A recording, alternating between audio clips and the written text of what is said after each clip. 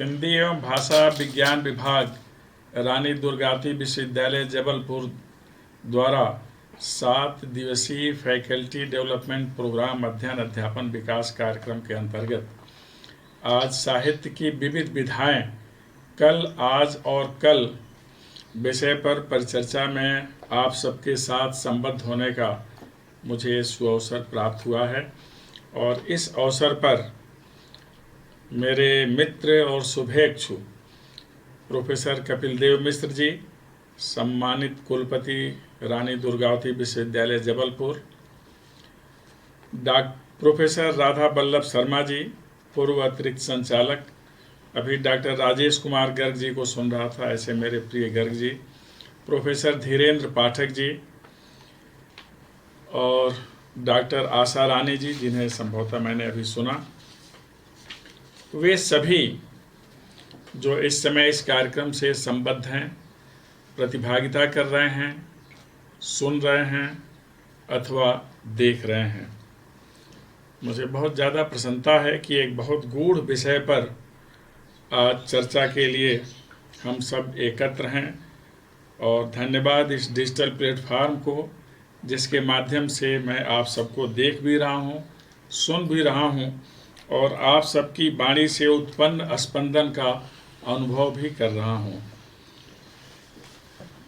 जहाँ तक साहित्य की विधाओं का प्रश्न है, कल, आज और कल का संदर्भ है, तो इसके बारे में आरंभ मुझे इस बात से करना है कि साहित्यकार तो शब्द ब्रह्म का उपासक है, और जो शब्द ब्रह्म का उपासक होता है वह इस व्यवस्था का सर्वप्रथम रचनाकार होता है, इसलिए कि उसे अपने समय का दृष्टिगत होता है परिवेश, अतीत उसके सामने ध्वनित होता है, साथ ही आगत की भी उसे भनक मिल जाती है।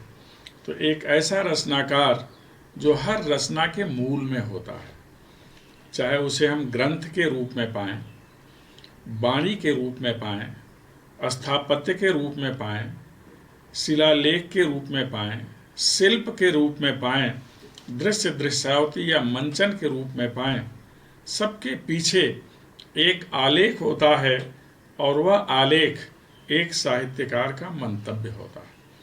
इसलिए साहित्यकार इस धरा का सबसे ज़्यादा संवेदनशील व्यक्ति है, जिसकी संवेदना संपूर्ण समाज के लिए होती है, परिवेश के लिए होती है, पर्यावरण के लिए होती है, प्रकृति के लिए होती है, जड़ और चेतन सभी के लिए होती है।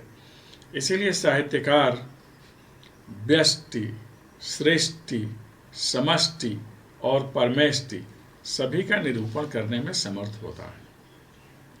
उसके द्वारा जो साहित्य विधान हमें सुलभ होता है, हमारी वाणी की संप्रेषणीयता जिसके माध्यम से सर्वत्र पहुंचती है, वह साहित्य भी अद्भुत होता है। एक विविधताओं से परिपूर्ण, संभावनाओं से परिपूर्ण, संदेश उपदेश से परिपूर्ण होता है।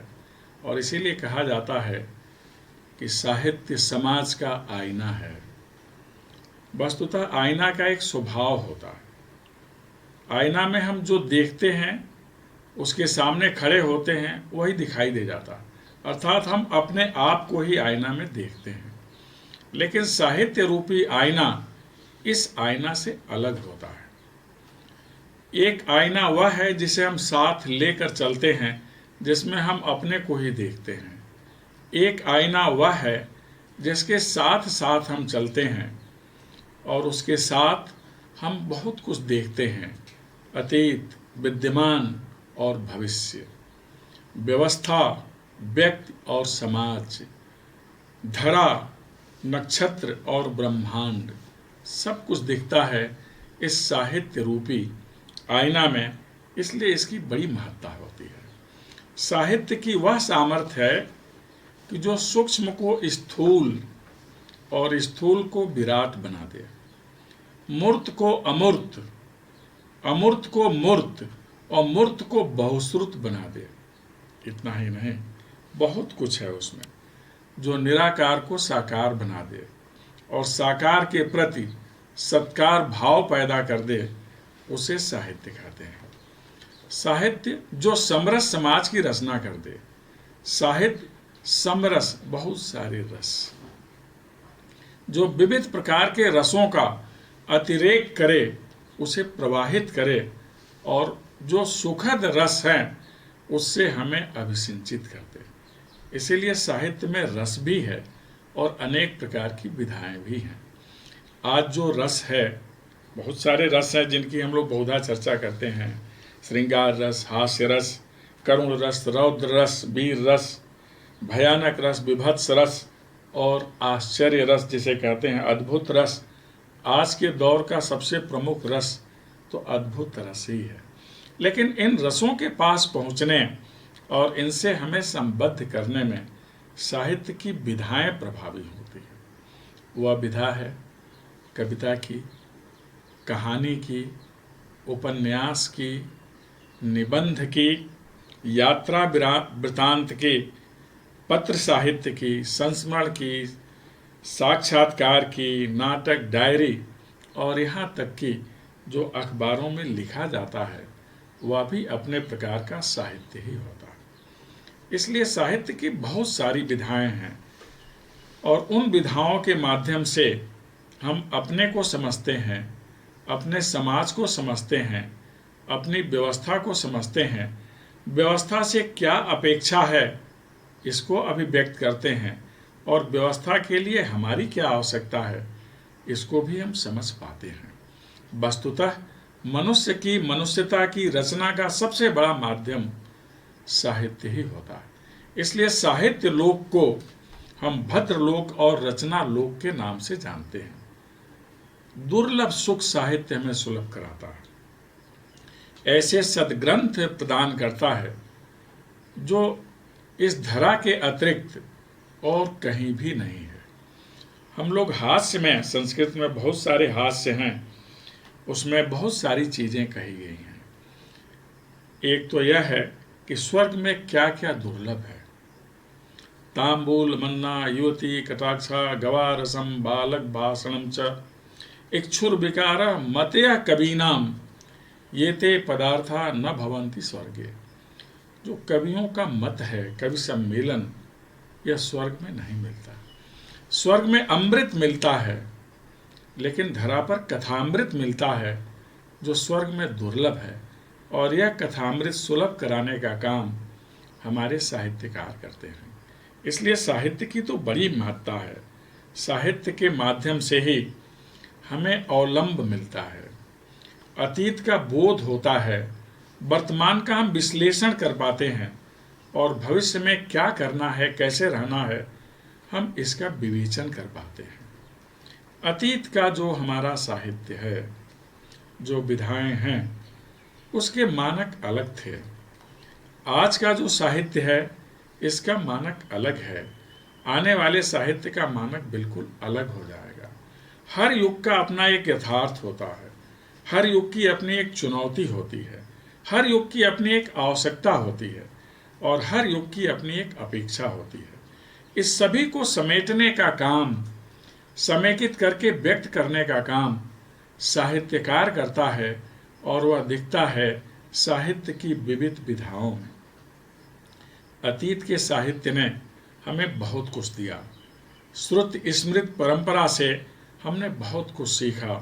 संस्कार, संस्कृति, समवेत स्वर, साथ साथ रहने, बोलने, चलने का विधान, और एक ऐसी संप्रेषणीयता जिसमें न केवल हम मानव समुदाय से संवाद करते हैं, अपितु जड़ और चेतन से भी संवाद करते हैं। हम जिसे सामान्य व्यक्ति आस्था का केंद्र मानता है, और बहुत सारे लोग कह सकते हैं उसमें चेतना कहाँ है, उस आस्था के केंद्र में हम चेतना की तलाश कर लेते हैं। यह साहित्यकार की देन होती है। अर्थात साहित्यकार ही हमें सचेतन प्राणी बनाता है। सचेतन वह है जिसमें बुद्धि, विवेक और ज्ञान का समन्वय होता है, जिसकी वाणी सम्यक होती है, विचार सम्यक होता है, और सकारात्मक होता है। साहित्यकार का मूल ध्येय होता है परिवेश में सकारात्मकता का प्राधान्य स्थापित कर देना। इस विधा से हमारे जो सम्मानित साहित्यकार हैं, स्थापित सम्मान साहित्यकार हैं, उदीयमान साहित्यकार हैं, इन सब ने अपने अपने दायित्वों का बहुत उत्तम निर्वहन किया है। आप कह सकते हैं कि संकट के काल में भी हम अगर किसी की तरफ पहले निगाह डालते हैं तो वह साहित्यकार होता है और वह साहित्य होता है। इसलिए चाहे हमारे व्यक्तित्व का विकास हो, पल्लवन हो, प्रस्फुटन हो, अथवा हमारे संस्कार की जानकारी हमें लेनी हो, अथवा सभ्यता और संस्कृति के बारे में बोध करना हो, अथवा परिवेश और पर्यावरण के बारे में जानकारी लेनी हो, अथवा पुरुष और प्रकृति के संबंधों का निर्धारण किया जाना हो, उसका एकमात्र स्रोत साहित्य ही होता है। और इसी साहित्य से हमें सद्ग्रंथ मिलते हैं। सद्ग्रंथ वे हैं जो हमें किंकर्तव्य विमूढ़ता की स्थिति में आलोक प्रदान करते हैं। सद्ग्रंथ वे हैं जो हमें आह्लादित करते हैं। सद्ग्रंथ वे हैं जो हमें दिशा दिखलाते थे। सद्ग्रंथ वे हैं जो हमें समर्थ बना देते हैं। सद्ग्रंथ वे हैं जो हमारे पौरुष को जागृत करते हैं। इस तरह सद्ग्रंथ हमारी पूरी व्यवस्था के आधार स्तंभ माने जाते हैं। हम आप सभी जानते हैं कि जो अतीत का हमारा साहित्य है, जिसे कल का साहित्य कहते हैं, उसमें उस समय की व्यवस्थाओं का विधिवत निरूपण है, जिसमें हम पौराणिक आख्यानों को समझते हैं, जिसमें वाल्मीकि रामायण है, तुलसीदास का रामचरितमानस है, कबीर की वाणी है, सुमित्रानंदन पंत जी का साहित्य के बारे में विशेषकर प्रकृति को लेकर मंतव्य है, महादेवी वर्मा की कविताएं हैं, जयशंकर प्रसाद के नाटक हैं, भारतेंदु हरिश्चंद्र द्वारा लिखित साहित्य है, जिसमें एक मजदूर की पीड़ा क्या हो सकती है निराला के माध्यम से जिसे हम समझते हैं। तो इस तरह से बहुत सारी बातें क्रमशः चली आई हैं। अभी मैं सुन रहा था, बहुत सारे साहित्यकार लोगों का आपने नाम लिया, तमाम विदुषी साहित्यकार हैं जिनका उल्लेख आप लोगों ने अपने वक्तव्य में किया होगा, जिनका उल्लेख आवश्यक तो है, लेकिन समय को ध्यान में रखते हुए मैं नहीं कर पा रहा। उन सभी को मेरा नमन। तो अतीत का जो साहित्य है, कल का साहित्य, उसने हमें संबल दिया है। कल के साहित्य ने हमें एक परिवेश दिया है। कल के साहित्य ने हमें एक जीने की शैली दी है। कल के ही साहित्य ने बताया, साईं इतना दीजिए जामे कुटुम समाए, मैं भी भूखा ना रहूं साधु न भूखा जाए। कल के साहित्य ने ही बताया, परहित सरिस धर्म नहीं भाई, पर पीड़ा सम नहीं अधमाई। ये कल का साहित्य था, जिसने इस प्रकार के आदर्श हमारे सामने रखे और ये बताया मनुष्य को जीवन में बढ़ने के लिए क्या क्या कर लेना चाहिए। तो कल का साहित्य अतिशय प्रचुर साहित्य है। आज का भी साहित्य उतना ही प्रचुर है, कल का भी साहित्य उतना ही प्रचुर होगा, लेकिन कल के साहित्य में हमसे बहुत सारे आग्रह थे, हमसे बहुत सारी अपेक्षाएं थी, और इसीलिए कल के साहित्य ने हमारे सामने बहुत सारे प्रतिमान रखे। हर युग का अपना एक धर्म होता है।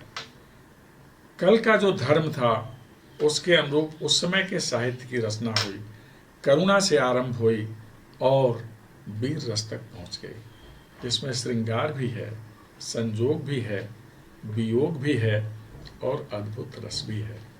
लेकिन काल का स्वभाव है गतिशील होना, काल में ठहराव नहीं होता, और साहित्यकार का स्वभाव है चरय वेद का अनुसरण करना, चलते रहना।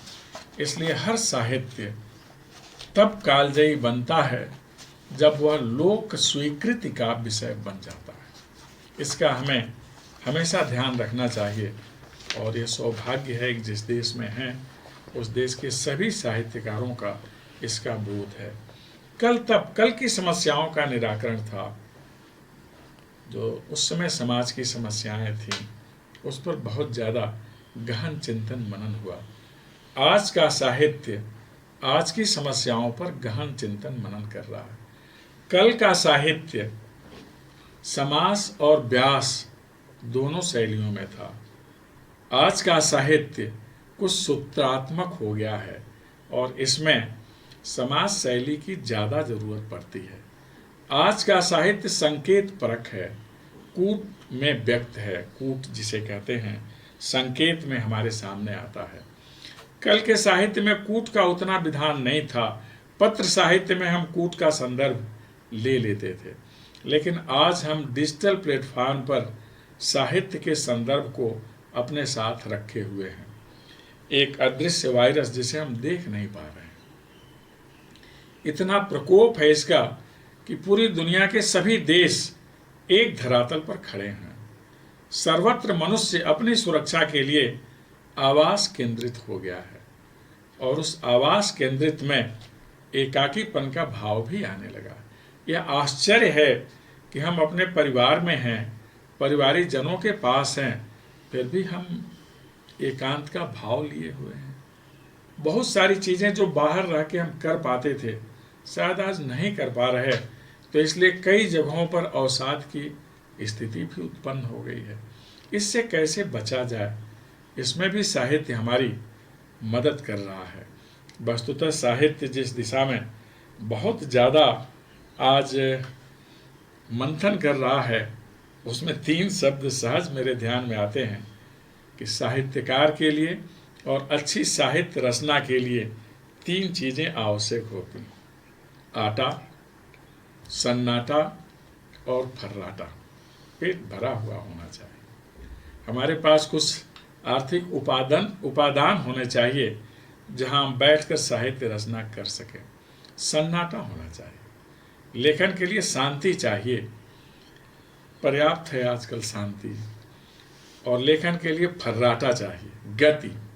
जब हम यात्रा कर रहे होते हैं तो फर्राटा शैली में होते हैं, तो हम यात्रा वृतांत लिखते हैं। बहुत सारे स्थलों पर जाते हैं, वहाँ के अनुभव लिखते हैं। बहुत सारे लोगों से मिलते हैं, उनका साक्षात्कार लिखते हैं।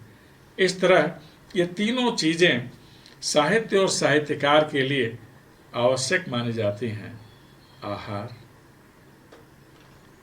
गति और शून्यता, जिसे आप साहित्यकार लोग नीरवता कहते हैं। लेकिन नीरवता में साहित्य नहीं होता, नीरवता में चिंतन होता है। और जब मन शांत होता है तो साहित्य का सृजन होता है। आज के दौर में साहित्य का सृजन तो हो रहा है, लेकिन मन शांत नहीं है। इसलिए परंपरागत मान्यता के प्रतिकूल आज हम कह सकते हैं कि अशांत मन भी साहित्य की रचना करता है। सभी चिंतित हैं, हम कैसे सुरक्षित रहें, हम कैसे लोगों को सुरक्षित रखें। आज का साहित्य पूर्णतः भावना प्रधान साहित्य है। अब हम पुनः मनुष्यता के उस दौर में पहुंच गए हैं जहां करुणा, सहयोग और प्रकृति से सामीप्य की बात हमारे समझ में आ रही है। इसलिए आज के साहित्य को हम भावना प्रधान साहित्य कह सकते हैं। कल के साहित्य में संजोग, श्रृंगार, वियोग की बहुत सारी चर्चाएं थी। आज के साहित्य में सिर्फ संजोग, सिर्फ वियोग की चर्चाएं हैं। और आज के साहित्य में हास्य का विधान कुछ ज़्यादा ही हो गया है। आज का साहित्य डिजिटल प्लेटफॉर्म पर दिखने वाला साहित्य है, लिखा जाने वाला साहित्य है। इसके अतिरिक्त ई बुक्स भी तैयार हो रही हैं। साथ ही हम प्रिंट और इलेक्ट्रॉनिक मीडिया के जो उपादान हैं उसके माध्यम से भी साहित्य सृजन कर रहे हैं। आश्चर्य है कि जो हमारा सहचर या सहचरी है वह आज हास्य के विधान में पात्र बन रहा है। मेरा आशय आप लोग समझ रहे होंगे। इस तरह आज हमें कठिनाइयों से कैसे मुक्त होना है, इस पर चिंता भी है, चिंतन भी है, विमर्श भी है और लेखन भी है। मुझे जहाँ तक ज्ञात है और याद है, इतनी अल्प अवधि में इतने विशद साहित्य का सृजन आज तक नहीं हुआ।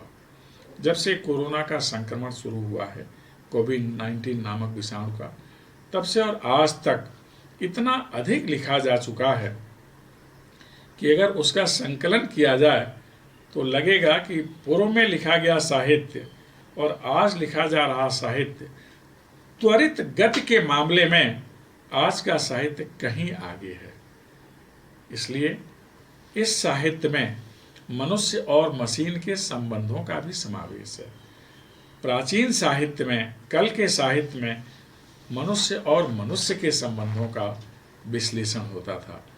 आज जो साहित्य है आय और आजीविका पर केंद्रित है, इसलिए इसके जो विमर्श के विषय हैं, औद्योगिक आस्थान, नगर महानगर, लाचारी बेकारी, बीमारी, कोरोना वॉरियर्स और सीमा पर इस समय जो तनातनी है, एक हठवादी, जड़ी, निरंकुश, अभिमानी राष्ट्र की अमानुषिक गतिविधियों को लेकर, जिसके निदान का उपाय सिर्फ और सिर्फ भारत के पास है, जिसका नेतृत्व इसमें इस देश के सर्वाधिक यशस्वी प्रधानमंत्री मोदी जी के हाथ में है, तो वह भी हमारे एक साहित्य का चिंतन है कि क्या एक राष्ट्र इतना अभिमानी हो सकता है, क्या एक राष्ट्र इतना निरंकुश हो सकता है, जिसे इस बात की चिंता ही ना हो कि कोरोना नामक विषाणु पूरी दुनिया को आक्रांत किए हुए है और ऐसे में सीमा पर तनातनी की व्यवस्था लाना।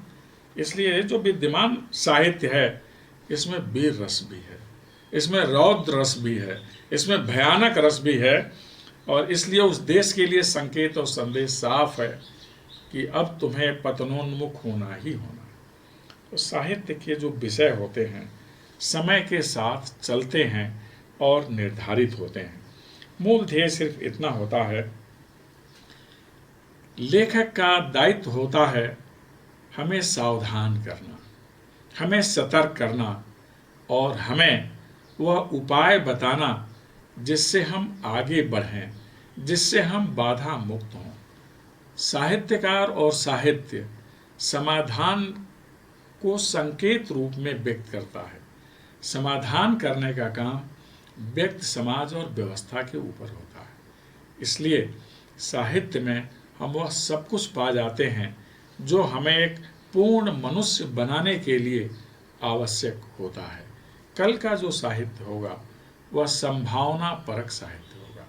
जैसे आज का साहित्य भावना परक है, अतीत का साहित्य स्थापना परक था, आने वाला साहित्य संभावना परक होगा, जिसमें देखा जाएगा कि हमारे भाई बंधु जो अपने आय और आजीविका के साधन से विरत हुए हैं, उनके लिए किस प्रकार की संभावनाएं सृजित की जा सकती हैं।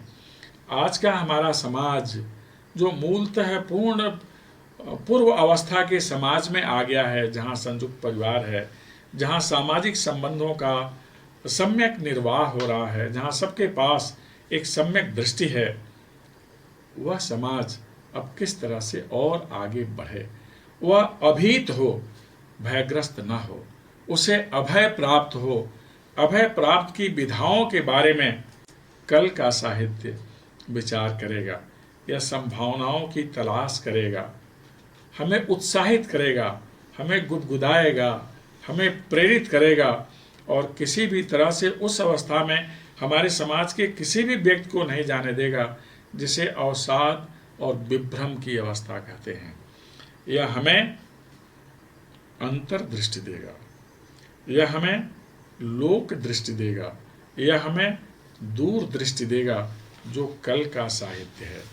उस साहित्य की रचना में जो लोग भी लगे हैं वो अस्तुत्य हैं। वस्तुतः यह जो साहित्य है और साहित्यकार हैं जो शब्द ब्रह्म की उपासना करते हैं, यही हमें ब्रह्म के अस्तवन का मार्ग भी बताते हैं, यही हमें ब्रह्म के साथ एकाकार होने का मार्ग भी बताते हैं, यही हमें आत्म तत्व और परमात्म तत्व का बोध भी कराते हैं। और जब यह बोध हो जाता है तो हम सांसारिक चिंताओं से मुक्त हो जाते हैं, अर्थात भौतिक उपलब्धियों का हम भोग तो करें, लेकिन आने वाली पीढ़ी के लिए हम कुछ ऐसा दे जाएं जिससे उन्हें किसी भी प्रकार के अभाव से ग्रस्त न होना पड़े। इसे सतत विकास कहते हैं।